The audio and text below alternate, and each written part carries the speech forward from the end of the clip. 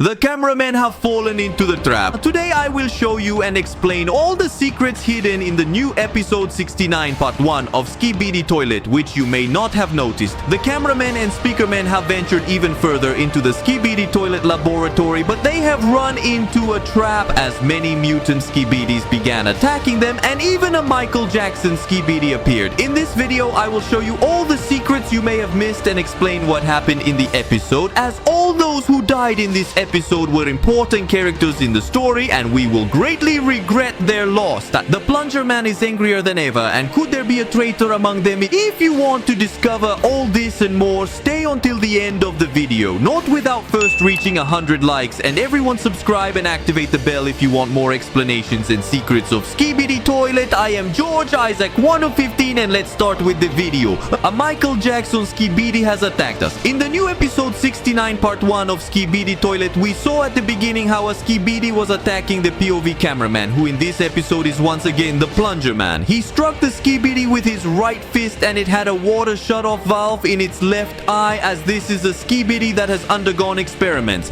Then he clamped a clamp on the Plunger Man's left hand, which suddenly sprouted claws from his right hand as if he were Wolverine. He hit him, kicked him, and managed to separate from him. Then he took out his plunger, which he had modified with spikes, perhaps collected from different Strider Skibidis. And when he knocked down this Skibidi, you could see on the right the skeletons of a human corpse. Since the beginning of the series, we hadn't seen any humans in the episodes, and now inside this SKIBIDI Toilet laboratory there is a human skeleton lying on the floor. Not only that, but after killing this Skibidis, another corpse was seen on the ground, which was a human scientist but now turned into a skeleton. Why are there human corpses in this laboratory? Could it be that the SKIBIDI toilets were actually created by human scientists? Perhaps the experiment went wrong and the Skibidis rebelled against these humans, and that's how the Skibidis invasion began in this world. This could change everything, and it would also explain why the corpse of this human scientist is already a skeleton, because he has been dead here for a long time. Remember that the SKIBIDI toilets were once humans to whom they gave these toilets, and they also became SKIBIDI toilets as we saw in episode 4. So this laboratory could be the origin of the SKIBIDI toilets. The Red Tide Speaker Man was easily finishing off semi-medium claw parasite Skibidis, and one of them attacked the Plunger Man, who easily killed him, while another claw parasite Skibidi was trying to control the Red Speakerman, but he easily freed himself and attacked him with his sound power, crashing him to the ground. Meanwhile, behind the Plungerman, the surviving cameraman was watching his tablet to figure out which way they should go, while stepping on a claw parasite Skibidi that he had just defeated. Surely at that moment, Boom was communicating with the surviving cameraman through the tablet to indicate the next part of his plan. A speakerman was leaning against a wall, and the other was in the background with the other 5 normal cameramen, finishing off a SKIBIDI toilet and even shooting the paralyzing beam. All those we just saw in this scene are the same ones who survived in the previous episode, and we saw them at the end in the elevator. However, 2 additional cameramen appear here who are dead on the ground in a very strange pose. If you found this episode very interesting, I invite you to like it right now. Remember to reach 100 likes, and everyone subscribes by activating the bell. I will explain more secrets of SKIBIDI Toilet. In the previous episode, in addition to the Red Tide Speakerman, the Plunger Man, the surviving cameraman, and the other speakers, there were 5 normal cameramen. But in this image, we see a total of 7, because these 2 in a 69 pose on the ground were not in the previous episode, which means they have been dead here for a long time. But how did these 2 cameramen manage to enter the SKIBIDI space a long time ago? This is very interesting, since it was supposed to be the first time the cameramen and speakermen managed to enter this base, because they had just discovered it. But apparently these 2 cameramen who are dead on the ground had already discovered the base a long time ago and managed to enter, but they had a sad and shameful end. Maybe in the future we'll find out how they got here before the others, although it may also just be a meme that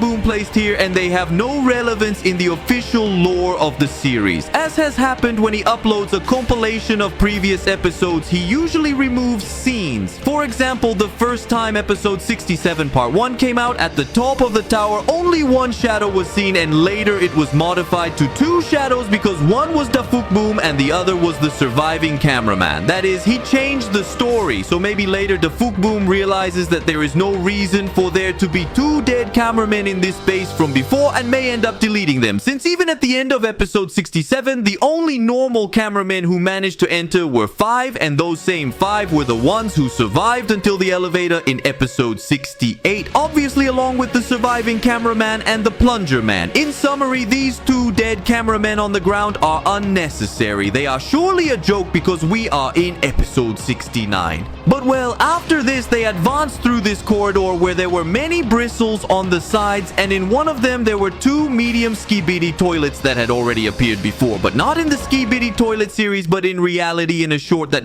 Boom created after uploading episode 4 but before uploading 5, and it is called SKIBIDI Sleepwalk Toilet, in which 2 SKIBIDI were seen singing another song. But as that short did not have much success, he abandoned that idea, and those same 2 SKIBIDI are the ones that appeared in this cell. So it is a very good reference. In another cell there was a burning SKIBIDI toilet, but no one set it on fire, which means that this is an experimental SKIBIDI which somehow they have managed to keep its fire from ever going out. And at the end of the corridor there were 2 more human corpses. The surviving cameraman opened the controls of a gate using his device, and right next to it was a cell with 3 skull normal SKIBIDI toilets. As they were advancing, the speakermen played music to dance and enjoy the moment. This whole laboratory is full of SKIBIDI that have been failed experiments and are locked in cells. They reached a large room where on the right there was a giant gate, which was a cell for a monstrous giant SKIBIDI that we would see later. There was even blood on the floor, but whose blood was it if the cameraman squad had just arrived in this room? There was even a toilet thrown on the floor as if a SKIBIDI toilet had died there, and to the left there were giant cylinders that may contain some unknown chemical that serves to create these SKIBIDI toilets. Suddenly, a cameraman's head fell to the side of the plunger man, and when he turned around, he realized it was a malformed mutant SKIBIDI toilet that had a body similar to the large cameraman and was very damaged because he had just come from the war against the cameramen outside the base. He brought this head to scare them. He lunged at another normal cameraman and also tore off his head. The other cameramen were shooting the paralyzing beam, but it didn't seem to stop him, and this SKIBIDI inside the toilet had blades that seemed to be cutting his own neck. At first I thought this guy was the same one we saw at the end of episode 66, but they are not the same, as that was a black colored toilet SKIBIDI while this one is white, and the back is different. The cameraman hit him with his modified plunger, but it didn't seem to hurt him. The SKIBIDI stopped the attack of the plunger, hit his head and shouted in his face. At that moment the red-tied speakerman stabbed him in the head with 2 knives, but it didn't seem to hurt him either, and he easily freed himself. It's like a zombie SKIBIDI or something like that. So the plunger man threw his plunger in the face, which hurt him gravely, and when he ripped it off, he also tore off part of his face. Afterward, he turned to the red-tied speakerman, thanking him for saving him. However, they hadn't finished killing that SKIBIDI yet, and suddenly an explosion occurred in the distance and more mutant SKIBIDI started to arrive. All the cells opined and failed experiment SKIBIDI began to emerge. They had to quickly continue escaping and advancing. The surviving cameraman was already ahead, telling them to hurry up and come to him. The plungerman quickly reached the survivor, but the others hadn't arrived yet, and another door opened with a giant SKIBIDI with metal plates on its eyes and ears,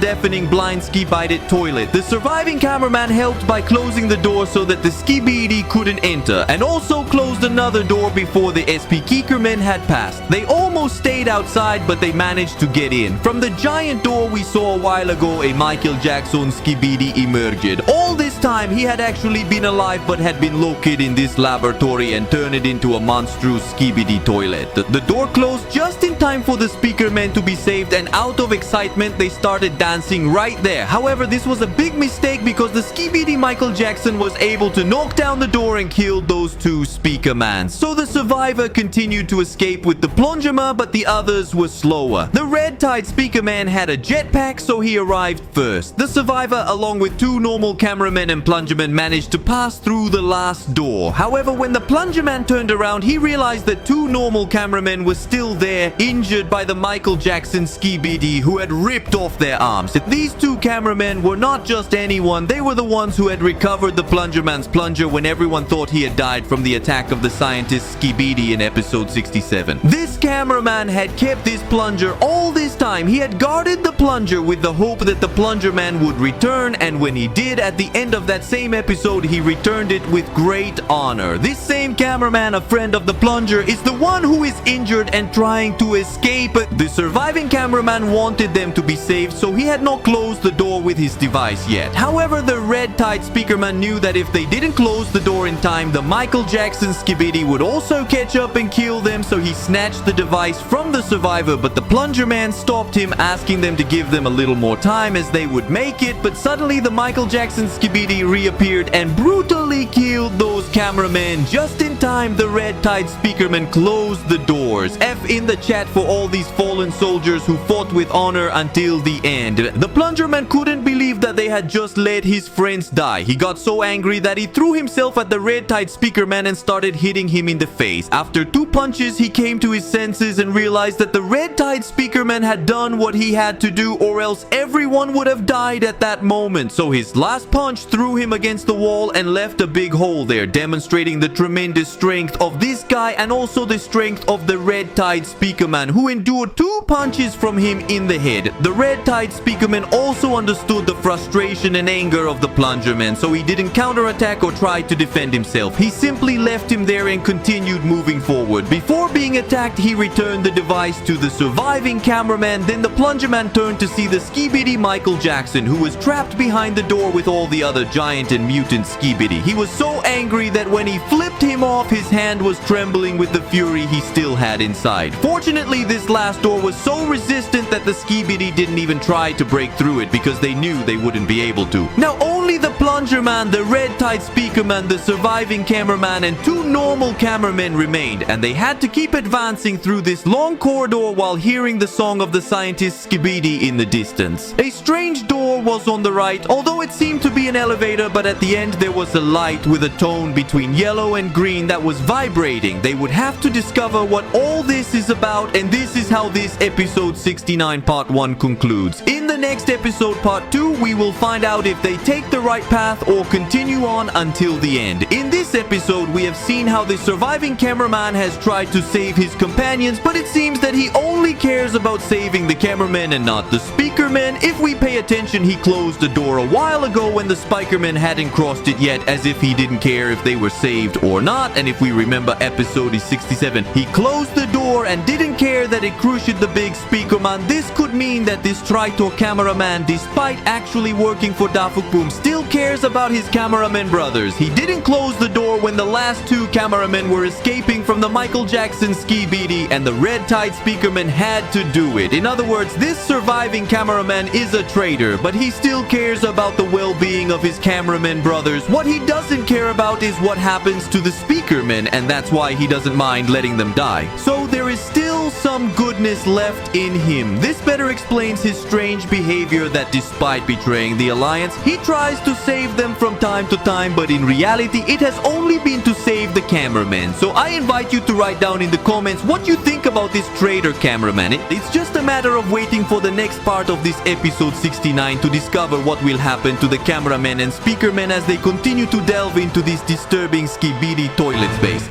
If in this video there was at least one secret that you hadn't noticed from the episode, I challenge you to like my video right now. Remember that if we reach 100 likes and everyone subscribes by activating the bell, I will bring more secrets and explanations that I discover from SKIBIDI toilets. I am Georgie Zakwana 15. See you in the next video. Greetings to all and goodbye.